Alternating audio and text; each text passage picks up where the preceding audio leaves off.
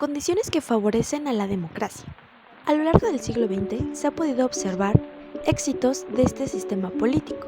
Sin embargo, también ha habido fracasos que originaron la adopción de regímenes autoritarios. Por otro lado, las alternativas a la democracia, tales como la monarquía, aristocracia y oligarquía, poco a poco fueron perdiendo terreno, pues la legitimidad y fuerza ideológica comenzaron a fallar.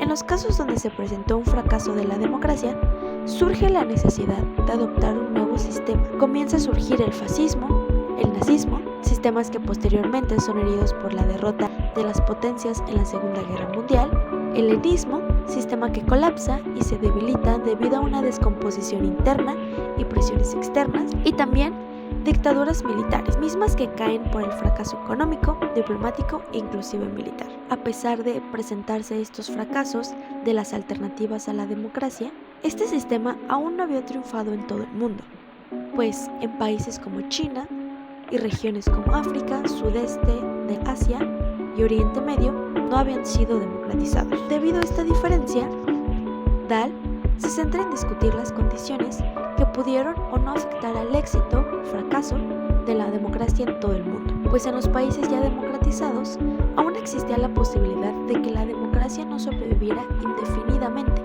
debido a las condiciones de fondo. ¿Qué son las condiciones de fondo? Son una serie de condiciones que va a garantizar el éxito democrático. Estas se pueden dividir en dos categorías generales: aquellas que son esenciales, conformadas por tres subcategorías. 1. El control del poder militar y de la policía por parte de cargos electos. 2. Valores democráticos y cultura política. 3. La inexistencia de un control exterior hostil a la democracia. La segunda categoría es la de las condiciones favorables para la democracia, dividida en dos subcategorías: la economía de mercado y sociedad moderna, y por otro lado, un débil pluralismo subcultural. Dahl, en este capítulo, se centra en dos subcategorías de estas condiciones de fondo y las analiza para concluir lo siguiente y guiar la siguiente discusión. Se centra primeramente en la intervención extranjera. Menciona que las instituciones democráticas tienen menos posibilidades de desarrollarse en un país sujeto a las intervenciones extranjeras. Por otro lado, se hace mención del control sobre el ejército y la policía. Este va a garantizar la hegemonía cultural, haciendo que la población comparta una identidad común y vínculos emocionales. En Estados Unidos se presentó un conflicto cultural causado por una inmigración masiva, pero este se controló a base de la asimilación, lo cual resultó bastante exitoso. Sin embargo, es complicado garantizar que funcionaría en otro estado, otro contexto y otro periodo de tiempo. Es esto lo que hace llevar a Dahl a la siguiente discusión, donde se centra en analizar qué condiciones tuvieron los países en los que la democracia triunfó y qué condiciones tuvieron los países donde la democracia fracasó y que los obligó a migrar a otro sistema político. Sistemas electorales. Las diferencias culturales se infectan a menudo al ser incitadas por políticos que compiten por apoyos. Por ejemplo, en los regímenes autoritarios se consigue utilizar en algunos casos el inmenso poder que tienen para aplastar y suprimir los conflictos culturales, los cuales estallan a medida que la coerción disminuye al ir dándoles pasos hacia la democratización. Los politólogos han sugerido que los sistemas electorales deben diseñarse de forma que cambien los incentivos de los políticos para hacer que la conciliación sea más rentable que el conflicto. Con base a esto, ningún candidato podría ser elegido con el apoyo de un único grupo cultural, pues necesitarían obtener votos de varios grupos principales. Sin embargo, el problema yace en tratar de persuadir a los políticos de adoptar arreglos de este tipo. La separación. Cuando las fracturas culturales ya son demasiado profundas, la única solución que resta puede ser la separación de grupos culturales en diferentes unidades políticas, en las cuales se tenga la autonomía política suficiente para mantener su identidad y poder lograr la mayoría de sus principales metas culturales. Valores y cultura democráticos. Tarde o temprano, todos los países afrontan crisis de diferente índole, ya sea político, ideológico, económico, militar e internacional. En consecuencia, si un sistema político democrático persiste, debe ser capaz de sobrevivir a diferentes tipos de desafíos y la agitación que presenta cualquier crisis.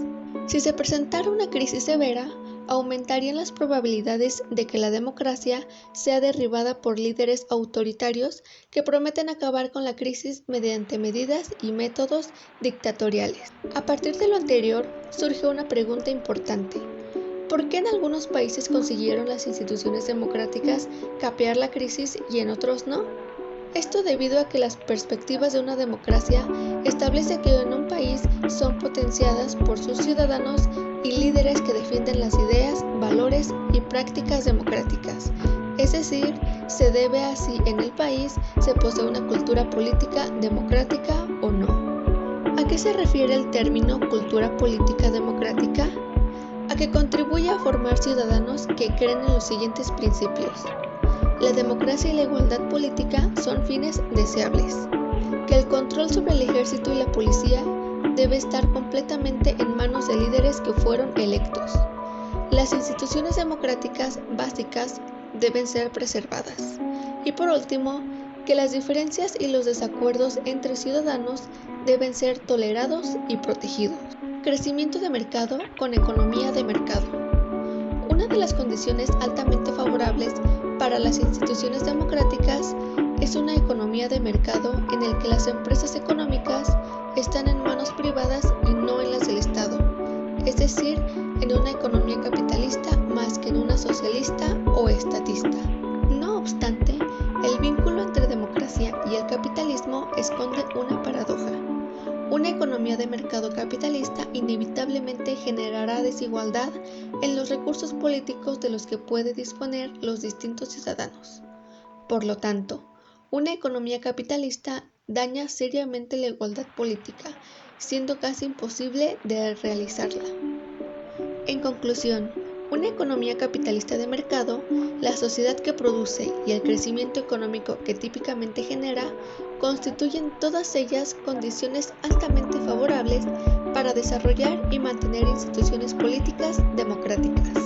¿Por qué se ha extendido la democracia por todo el mundo? La expansión se debe a que en el siglo XX se disolvieron los imperios coloniales, el capitalismo se expandió, los regímenes totalitarios fracasaron, las dictaduras militares perdieron popularidad y había una homogeneidad al interior de los países. Estas 5 condiciones dieron un impulso de democratización, ya que con ellas se ponía fin a situaciones que detenían y amenazaban a la democracia, como la intervención extranjera, los gobiernos con ideas antidemocráticas, los conflictos culturales dentro del país y la inexistencia de una clase media. ¿Por qué el capitalismo de mercado favorece a la democracia?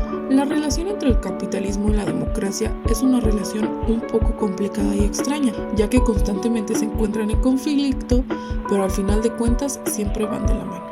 El que esta relación tan antagónica e indivisible a la vez se mantenga estable y perdurable se debe principalmente a 2 cuestiones empíricas. La número 1 es que las sociedades democráticas han sobrevivido únicamente en economías con un mercado capitalista.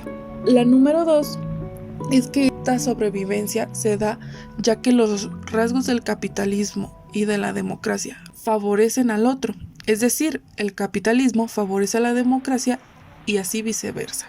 Un ejemplo de esto es el crecimiento económico, ya que el capitalismo a lo largo del tiempo ha ido conduciendo a un crecimiento económico que ha sido favorable para la democracia, ya que se mejoran las condiciones de vida y con esto los conflictos sociales y políticos se reducen. Además, el crecimiento político permite estimular a la sociedad para que coopere y se eduque. Otros ejemplos del favorecimiento mutuo entre la democracia y el capitalismo son la creación de una clase media y la no necesidad de una regulación de las decisiones por parte de una autoridad central. Algunas aseveraciones. Es necesario hacerle algunas observaciones. Número 1. El crecimiento económico no es exclusivo de los países democráticos. Si bien las democracias solo han podido sobrevivir en países con un modelo económico capitalista, no son las únicas, ya que hay otros sistemas de gobierno que también lo han logrado. Sin embargo, es importante recalcar que estos, a pesar de no ser países democráticos, el haber adoptado una economía de mercado capitalista los ha llevado a inmiscuirse en la democratización. Número 2.